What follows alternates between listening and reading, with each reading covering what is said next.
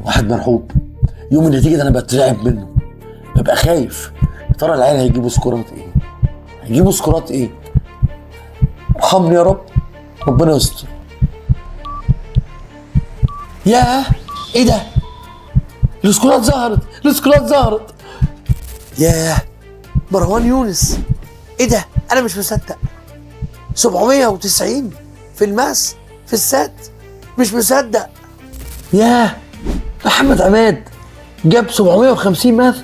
ياه، في الايست ماث من اول مره، مش ممكن. سلمى جابت 710 في الماس من اول مره معايا.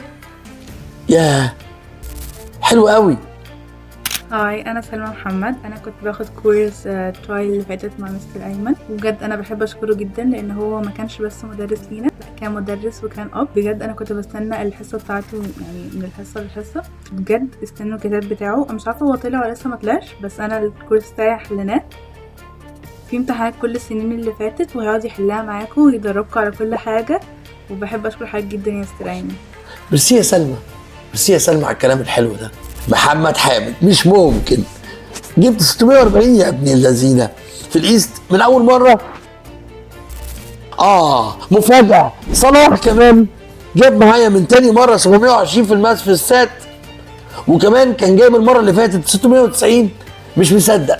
انا صلاح احمد في جريد 11، دخلت ماس مع مستر ايمن. كنت انا محاول من تعليم عربي يعني وكده، هو ساعدني في حته اللي هي ان انا بحاول يعني من العربي والماس يعني اللغه وغيرها. حضرت معاه الريفيجن وساعدني ان انا اجيب سكور 690 من اول مره. دخلت مع مستر ايمن اللي هي المحاوله المراجعه بتاعه ديسمبر، وساعدني ان انا اجيب سكور 720 من تاني مره.